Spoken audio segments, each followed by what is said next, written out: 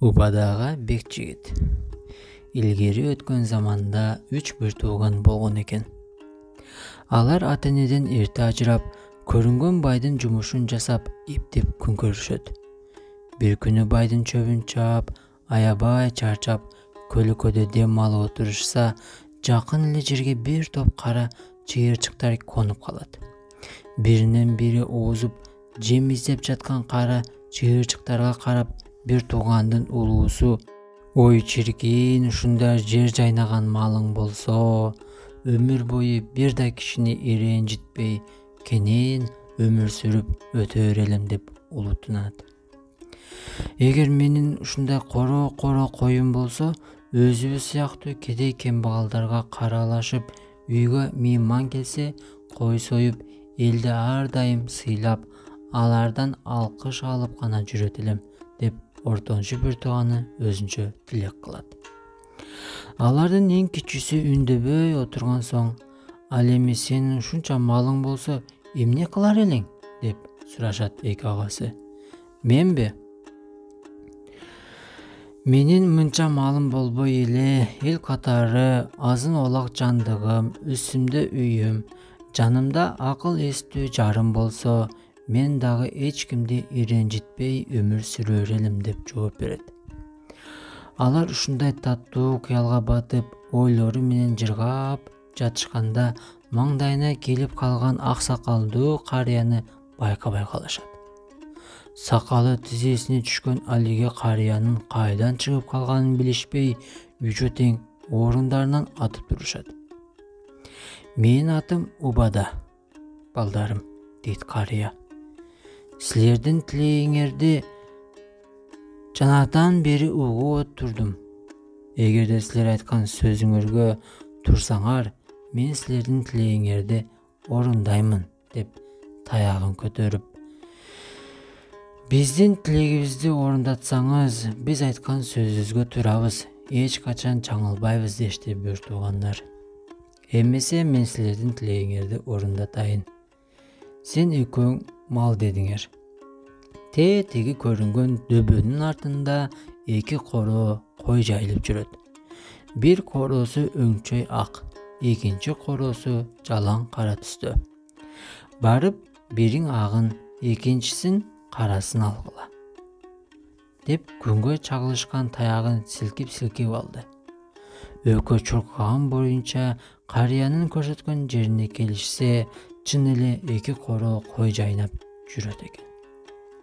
Эки короону айдап эки тарапка өздөрүнчө кетишет.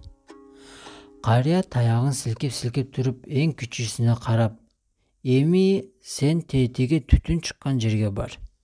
Үй десең үйүң, өмүрлүк жарың, азын оолак малың ошол жерде. Бар эми, тилегиңе жет" деп ак сакалын сылап коюп, карыя көздөн кайын болот. Ушул күндөн баштап 3 бир туугандын турмуштары оңолуп, өз тилектерине жетип, жакшы жашап калышат. Күндөр жылып, айлар оошуп, жылдар өтөт. Бир күнү баягы карыя Убада жанына пейил менен бакытты ээрчитип, ошол жигиттерин барып сынап көрөлүк, айткан сөздөрүнө турар бекен деп жолго чыгышат. Алай дүлөй болуп, бороон, чапкын болуп жатканда, алды менен улуусунун үйүнө келишет. "Биз кудайы конок болобуз. Бороон өпкөдөн өтүп баратат. Отуңа жылынып, муздаган сөөктү жылытып чыгалы, үйгө кирүүгө уруксат эт, баатыр" дейт келген карыялардын үндөрү дирилдеп. Малына ээ боло албай жаткан бай: "Ушундай кымкуутта, койлор сууктан кырылып жатканда, конок эмес, кудай болсоңор да кеткиле" деп кыйкырат. Сакалдарына муз тоңуп калтыраган карыялар ал жерден чыгып, ортончу байдыкына келишет. Ал дагы ачууланып, карыяларды тосууга чамасы жок экендигин айтып, кубалап жиберет. Эки бир туугандын жүзүн көрүшүп, эми кичүүсүнүн үйүнө жөнөштү. Жолоочуларды көрүп, жаналы калбай, үргөн итинин үнүнөн үйдөн атып чыккан үй ээси Коноктордун атын алып мамыга байлап, өздөрүн колтуктап үйгө киргизип, жылуу мештин жанына отургузуп, кайра чыгып, коноктордун аттарын жайлап отко коет.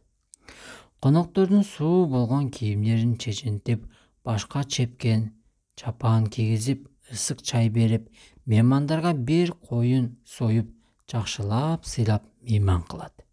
Эртеси коноктор кайтаарда убадага баягы калыбына келип: «Балам, урмат сыйыңа чоң рахмат. Өлүмдөн уят каттуу дегендей, убадага бек жигит экенсиң. Аз дөөлөткө мас болуп, эл менен иши жок тигил агаларыңа окшобойсуң. Ар дайым ушундай болуп, айткан сөзүңө бек тур. Өр күнүң өссүн балам», деп бата кылып, таягын силкип коет. Баягы жигиттин кашына бакыт конуп, пейили андан бетер оңолуп, түбөлүк бактылуу жашап калган экен.